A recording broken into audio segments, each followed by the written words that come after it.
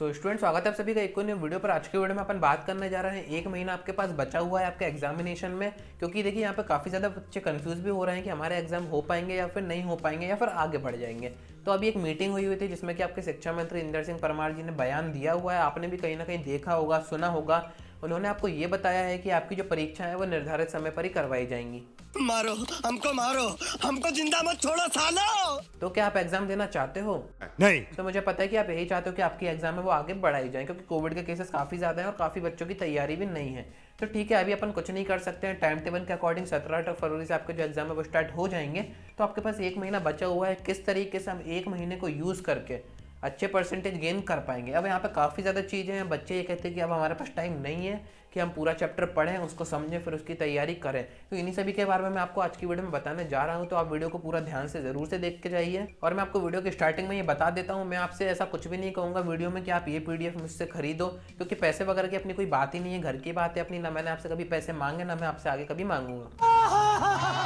परीक्षा बोर्ड परीक्षा दिन की PDF भी मैंने आपको वैसे ही देती थी। क्वेश्चन बैंक आपकी इंग्लिश कन्वर्टेड भी मैंने आपको दे ही दी थी। बाकी सारी चीज़ें आप टेलीग्राम ज्वाइन करके रखी, सारी चीज़ें मैंने आपको वहाँ पे दे रखी हैं। अब देखिए, मैं आपसे आज की वीडियो में नहीं कहूँगा स्ट्रेटेजी, तो हमने यहाँ पे बस ऐसे ही अच्छा देखे तो हमने यहाँ पे मेंशन कर रखा है। ये कोई स्ट्रेटेजी वीडियो नहीं है, इसे हम यहाँ से हटा देते हैं। अबे साले। ठीक है, तो अब ये वीडियो है क्या? तो ये एक वीडियो जुगाड़ है, क्योंकि आप खुद समझिए कि एक महीना आपके पास बचा हुआ है।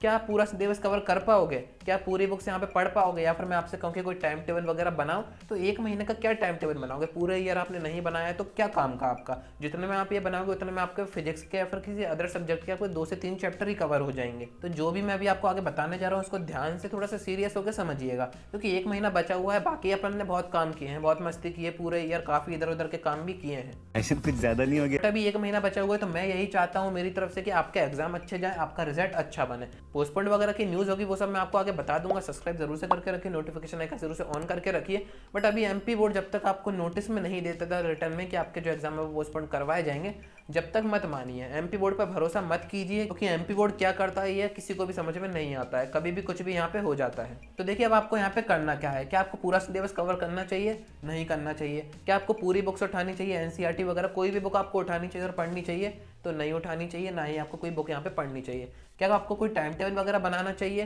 तो मेरे अकॉर्डिंग आपको नहीं बनाना चाहिए। अरे कहना क्या चाहते हो? अभी आपके ऊपर डिपेंड करता है आप कितनी मेहनत, आप कितना एफर्ट यहाँ पे दे रहे हो। उसी के ऊपर डिपेंड करेंगे आपके परसेंटेज। मैं आपको बताता हूँ 85% एम करके रखिए, क्योंकि आप बचपन से MP बोर्ड में अगर आप पढ़ रहे हैं तो आपका एक सपना तो ज़रूर से होगा कि 12th में हम आएंगे, 85% गेन करेंगे और हमें जो योजना दी जाती है स्कीम वगैरह, जिसमें कि एक योजना आपकी 25,000 की होती है, वो हमें दी जाएगी। CBSE का बच्चा MP बोर्ड में आता है 10th के बाद, क्यों? क्योंकि इन्हीं कुछ स्कीम्स की वजह से। तो ये स्कीम आपको इस बार तभी दी जाएंगी जब आपके एग्जाम फरवरी में ही होंगे, क्योंकि प्रीवियस ईयर के बच्चों की अगर आप बात करें, उनके एग्जाम पोस्टपोन्ड हो गए थे, आगे आखिरी में जाके वो कैंसिल हो गए थे। उसके बाद री एग्जामिनेशन हुए थे। री एग्जामिनेशन में जिन बच्चों के 90 के वो परसेंटेज भी आए थे, उन्हें भी कोई योजना नहीं दी गई थी। तो आप यही प्रे कीजिए कि आपके परसेंटेज अच्छे बन जाएं, आपके एग्जाम अभी हो जाएं और आप इन योजनाओं का फायदा आराम से उठा पाओ। अब देखिए, ये तीनों चीज़ें तो आपको नहीं करनी है, तो अब आपको करना क्या है। कुछ बच्चे मुझसे ये भी कह रहे थे कि आप वीडियो में ये सब मत बताना कि हमें ये फिर क्वेश्चन बैंक वगैरह, मॉडल पेपर वगैरह या फिर प्रीवियस ईयर के क्वेश्चन पेपर वगैरह पढ़ने हैं।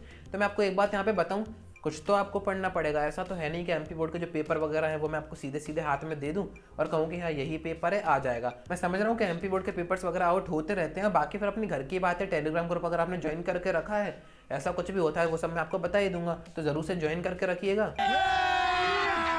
अभी मजा आएगा ना भिड़ो। बट अभी आपको मेहनत करनी है, आपको ध्यान देना है अपनी पढ़ाई पर। हर बार ऐसा नहीं होता है, इस बार पता नहीं ज्यादा ही कुछ ऐसा हो रहा था। अच्छा, तो आइए बात करते हैं कि अब आपको पढ़ना क्या है। बुक आपको उठानी नहीं है, सिलेबस आपको पूरा कवर करना नहीं है, चैप्टर आपको नहीं समझना है। अपन यही मान रहे हैं पूरा ईयर आपने वेस्ट करा है, आप खुद मानिए कि हाँ हमने वेस्ट किया है। अब हमें जुगाड़ करनी है कि किस तरीके से हमारे नंबर अच्छे आ जाएं। बस एक महीना है, सफिशिएंट टाइम है मेरे अकॉर्डिंग। तो अगर आप मेरी बातें मानेंगे तो आपके परसेंटेज अच्छे आ जाएंगे। अब आपके पास यहाँ पे 4 चीज़ें होनी चाहिए। परीक्षा बोर्ड आपके पास होगी, परीक्षा दिन होगी, दोनों में से एक 100% आपके पास होगी।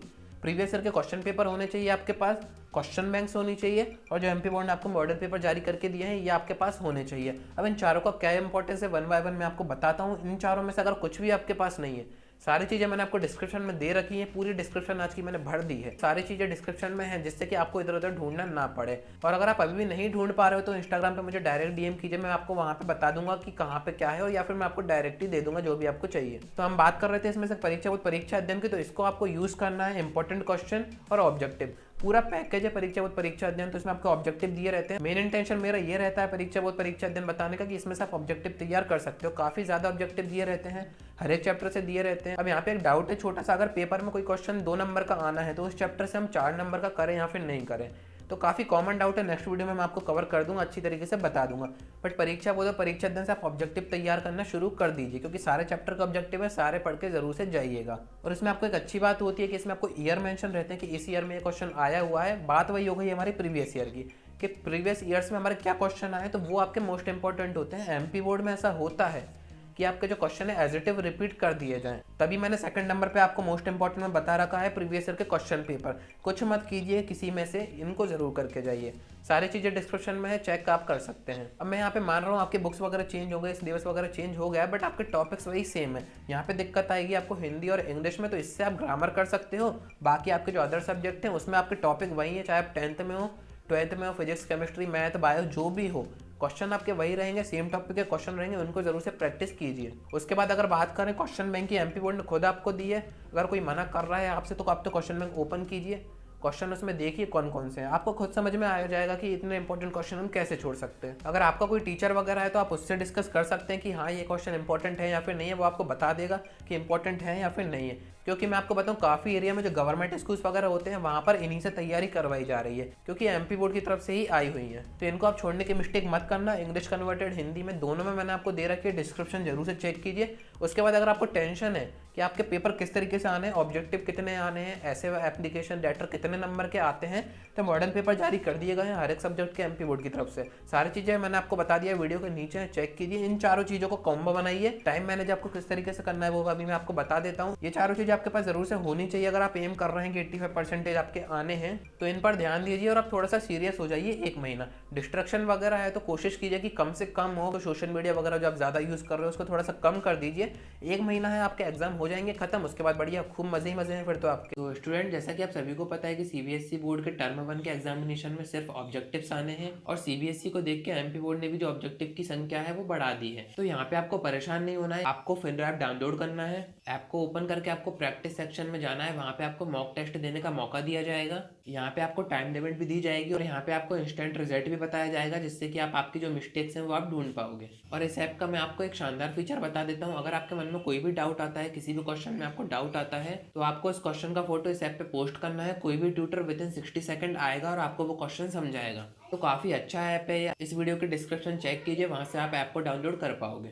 और मैं आपको यहाँ पे सच्चाई बताऊँ, मैं खुद समझ रहा हूँ कि आपके एग्जाम ऐसी कंडीशन में नहीं हो सकते हैं, पोस्टपोन्ड हो जाएंगे, बट आपकी जो मेहनत है, कुछ बच्चे ये कह रहे हैं कि हम पढ़ेंगे, एग्जाम नहीं हुआ तो हमारी जो मेहनत है वो कहीं खराब ना हो जाए। तो आपकी मेहनत खराब नहीं होगी, एग्जाम सिर्फ पोस्टपोन्ड हो सकते हैं। कंडीशन को देखते हुए आगे बढ़ सकते हैं, बट इस बार आपके एग्जाम रद्द नहीं किए जाएंगे, आपको प्रमोशन नहीं दिया जाएगा, क्योंकि एमपी बोर्ड की तरफ से इस बार पूरी तैयारी है। आपके एग्जाम तो होकर ही रहेंगे। और अगर आगे ऐसी कोई भी इन्फॉर्मेशन आती है तो मैं आपको वीडियो के थ्रू बता दूंगा। सब्सक्राइब जरूर से कीजिए, नोटिफिकेशन आइकन जरूर से ऑन करके रखिए, और टेलीग्राम ग्रुप आप जरूर से ज्वाइन करके रखिए। अब वो आप समझ रहे हो क्यों, क्योंकि कुछ भी अगर इंपॉर्टेंट आता है तो वो मैं आपको दे दूंगा। तो ये जो नीचे आपको 4 चीज़ें दिख रही है, कोशिश कीजिए कि एक महीने में इसके सिवा आपको इन सब पर टाइम वेस्ट नहीं करना है। ये चारों चीज़ें काफ़ी हैं परसेंटेज बनाने में। और रही बात टाइम की कि कितना टाइम हमें किस सब्जेक्ट को देना, तो ये आपके ऊपर डिपेंड करता है, आपके एफर्ट्स के ऊपर डिपेंड करता है। मेरी आप मानिए तो आप बुक्स के साथ सोइए, बुक्स के साथ उठिए, बट ऐसा तो आप करोगे नहीं। सही बात है। और अगर आप फिर भी पूछ रहे हो कि कितना टाइम पढ़ना चाहिए एक महीने को देखते हुए, तो 6 से 7 घंटे तो आपको आप पढ़ने पड़ेंगे। अगर आप एम करके बैठे हो कि आपको 80 to 85% तो गेन करने हैं, जिससे कि आपका आगे अच्छे कॉलेजेस में एडमिशन हो जाए, तो आपको इतने तो करने ही पड़ेंगे। अब ये सारी चीज़ें आपके ऊपर डिपेंड करती है। मैंने आपसे मना कर दिया है बुक्स वगैरह पूरा सिलेबस पढ़ने की कोई ज़रूरत नहीं है, चारों चीज़ें अच्छी तरीके से पढ़ के रखिए। तो आज की वीडियो में यहीं पे खत्म करते हैं। किसी तरह का कोई डाउट हो तो इंस्टाग्राम पे आप मुझसे डायरेक्ट डीएम करके बात कर सकते हो।